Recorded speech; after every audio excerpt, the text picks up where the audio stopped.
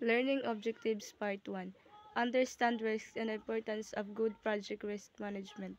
Discuss the elements of planning risk management and the content of a risk management plan. List common sources of risk information or IT projects. Describe the process of identifying risks and create a risk register. Discuss qualitative risk analysis and explain how to calculate risk factors, create probability or impact matrices, and apply the top 10 risk item tracking technique to rank risks. Learning Objective Part 2. Explain quantitative risk analysis and how to apply decision trees, simulation, and sensitivity analysis to quantify risk. Provide example of using different risk responses planning strategies to address both negative and positive risk. Discuss how to control risk. Describe how software can assist in a project risk management. The importance of project risk management.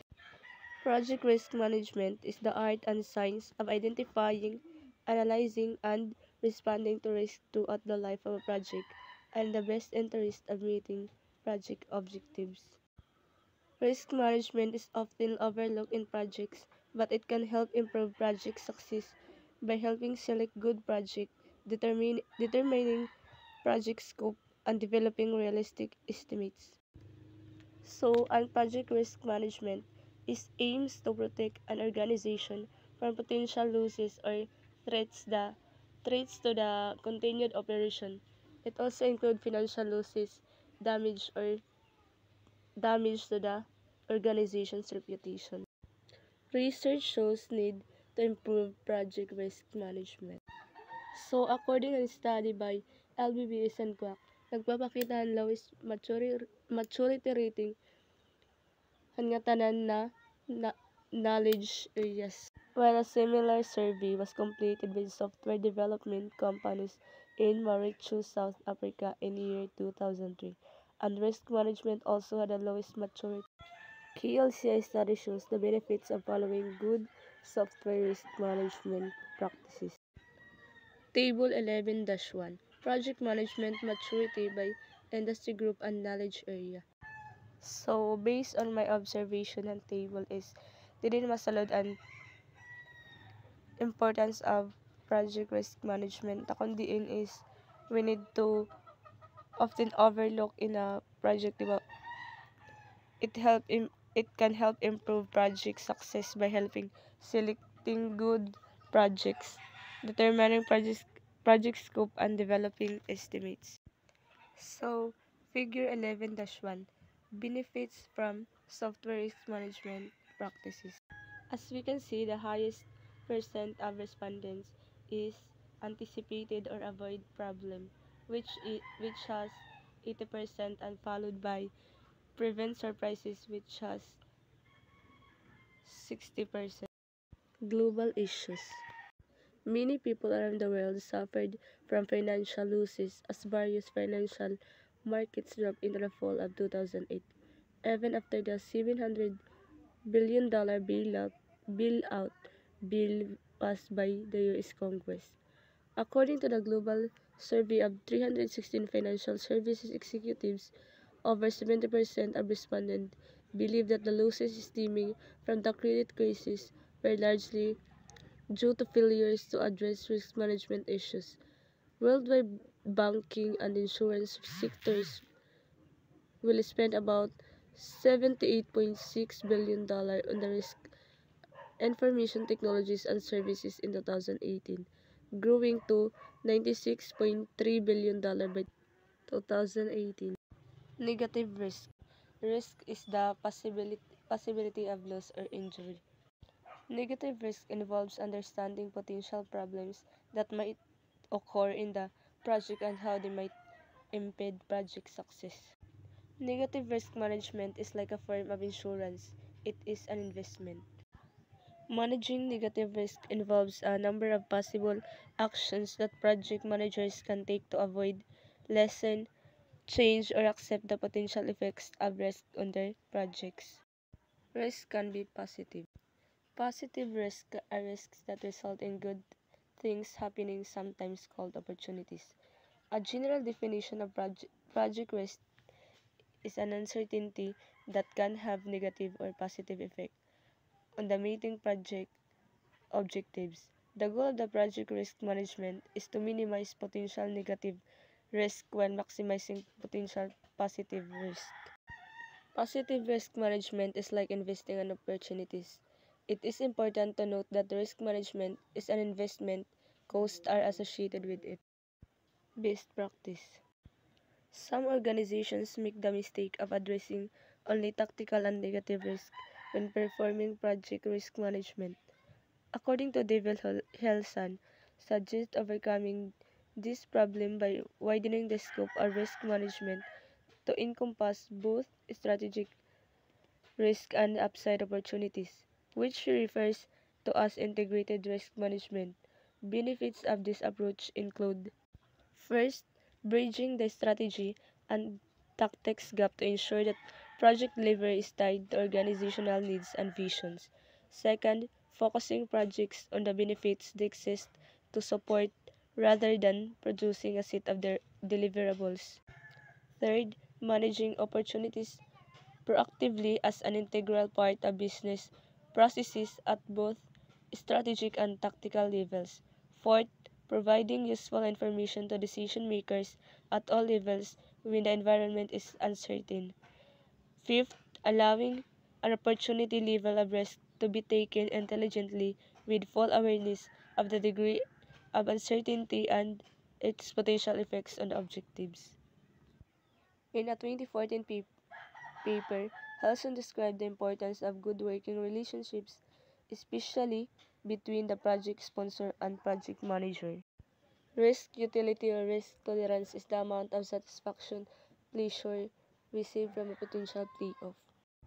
Figure 11-2 shows the basic difference between risk-averse, risk-neutral, and risk-seeking preferences. The y-axis represents utility, or the amount of pleasure received from taking a risk. The y-axis shows the amount of potential payoff, or dollar value of the opportunity at stake. Utility rises at a decreasing rate for a risk-averse person or organization.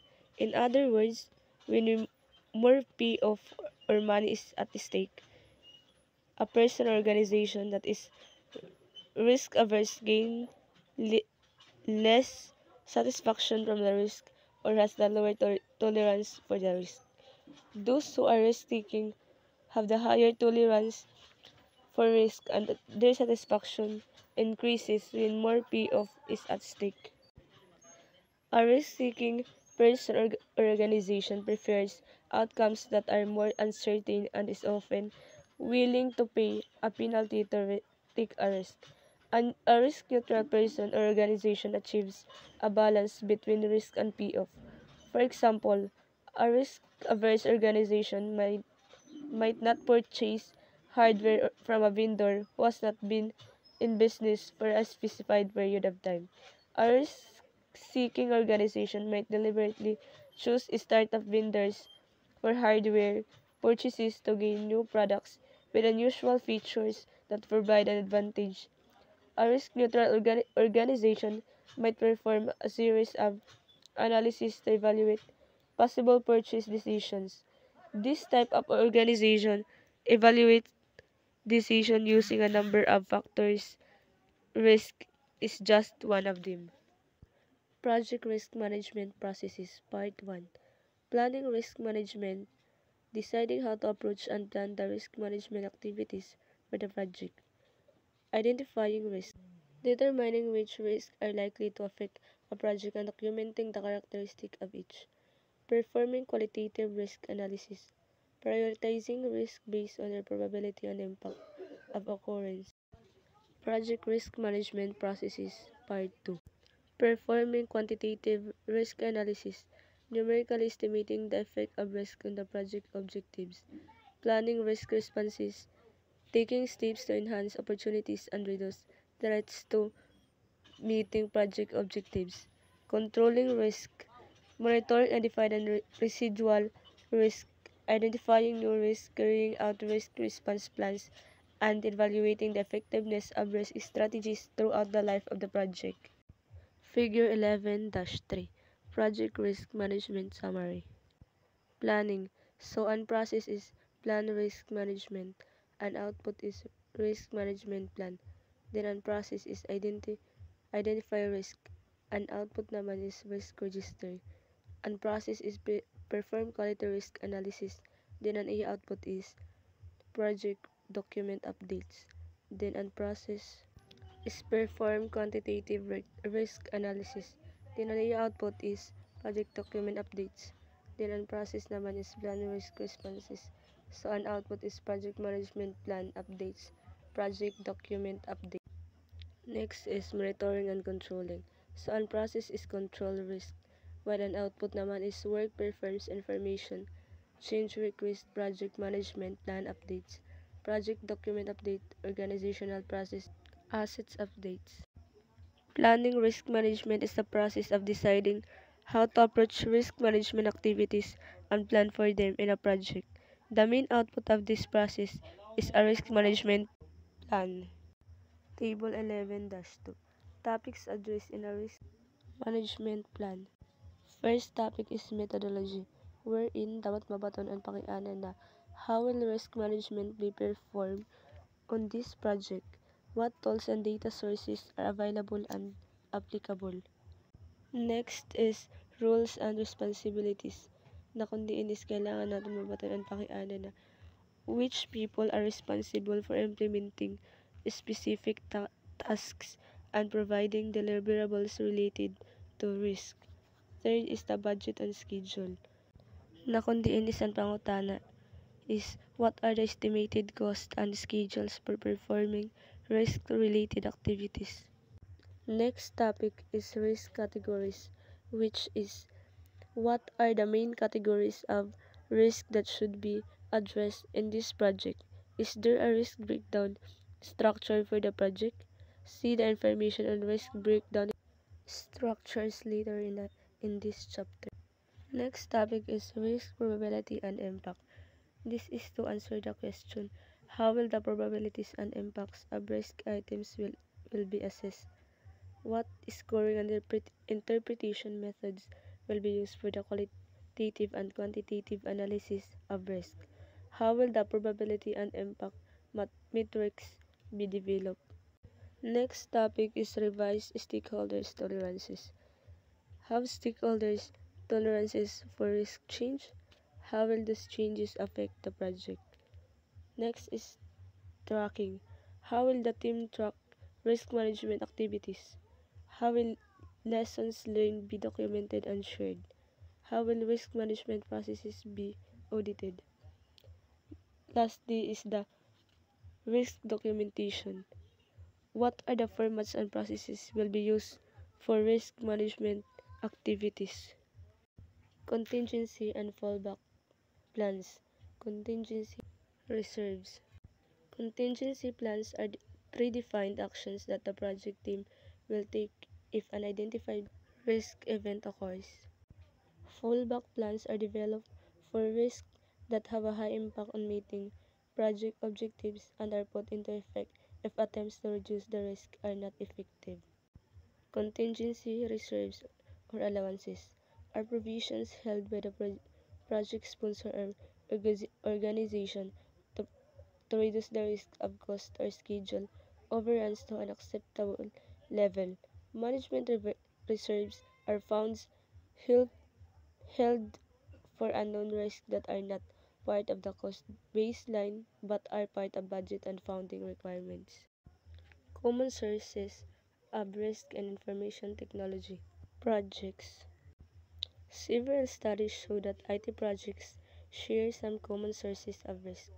The Standish Group developed an IT success potential scoring sheet based on potential risk. Other broad categories of risk help identify potential risks. Table 11-3 IT successful potential scoring sheet. So, ini is the scoring sheet for the IT success potential. Broad categories of risk. First is the Market risk. If the IT projects will create a new product or services, will it be useful to the organization or marketable to others? Will users accept and use the product or service? Will someone else create a better product or a service faster and making project a waste of time and money? Second is the financial risk.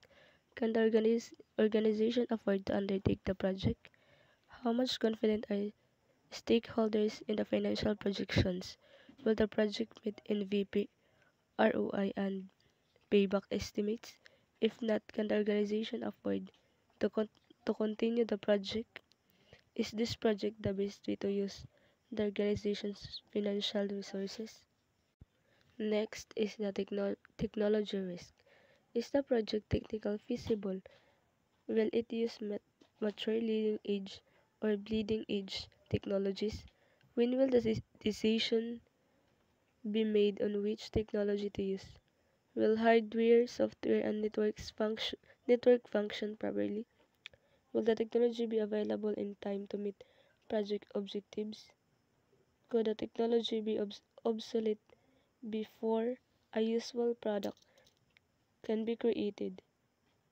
You can also break down the technology risk category into hardware, software, and network technology if desired. Next is the people risk. Does the organization have people with appropriate skills to complete the project successfully? If not, can the organization find such people? Do people have the proper managerial and technical skills? Do they have enough experience? Does senior management support the project? Is there a project champion? Is the organization familiar with the sponsor or customer for the project? How good is the relationship with the sponsor or customer? Lastly is the structure or process risk. What degree of change will the new project introduce to user areas and business procedures? How many distinct user groups does the project need to satisfy? With how many other systems does the new project or new system need to interact? Does the organization have the processes in place to complete the project successfully? What went wrong? In a 2013 survey, risk management was a high priority, but only 66% of the companies said they often brought it into their strategy planning decisions. Airline accident causes concerns, especially when lives are not. The 2015 Germanwings crash resulted in 150 deaths, allegedly due to the co-pilot's poor mental state. They responded immediately by implementing a rule that people must be in the cockpit all times and are considering changes to medical and psychological tests for pilots. So, clarity is one of the most important requirements for the successful completion of the project, and the lack of it creates several project management issues. Risk breakdown structure is a hierarchy of potential risk categories for a project. RBS for short is a hierarchical chart that breaks down project risk, starting with higher level categories and continuing down into sub-levels of risk.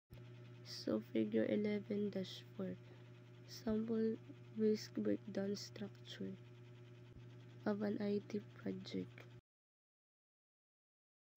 Table 11-4, potential negative risk conditions associated with each knowledge area. First is integration, inadequate planning or poor resources allocation, poor integration management, lack of post-project review. Next is scope, poor definition of scope or work packages, incomplete complete definitions. Time, error in the estimating time or resource availability, error in determining the critical path, poor allocations and management of float, early release of competitive products. Next is cost, estimating errors, inadequate productivity, cost, change, or contingency. Next is quality, poor attitude towards quality, substandard design, materials, and workmanship, inadequate quality assurance program. Human resource, poor conflict management, poor project organization and definition of responsibilities, absence of leadership. Communications, carelessness in planning or communicating. Risk, ignoring risk, unclear analysis of risk, poor insurance management. Then the procurement, unenforceable conditions or contract clauses, adversarial relations, stakeholders, lack of consultation with the stakeholder, and identifying risk. Identifying risk is the process of understanding what potential events might hurt or enhance a particular project. Another consideration is the likelihood of advanced discovery. Risk identification tools and techniques include brainstorming, the Delphi technique, interviewing, and the SWOT analysis. Risk identification tools and techniques include documentation reviews, brainstorming, Delphi technique, root cause analysis, SWOT analysis, and many more. So, brainstorming is a creativity technique in which a group of people interact to suggest ideas spontaneously in response to the prompt. The Delphi technique is a project management technique used to make complex decisions based on consensus reached from expert opinion. So, a facilitator explained several anonymous questions to the group of experts to collect the review. The facilitator then summarized the individual answer into a report. So, interviewing can be face-to-face, phone, or email. In a project manager interview, you are likely to encounter questions about your people skills, technical knowledge, and how you would react to specific situations.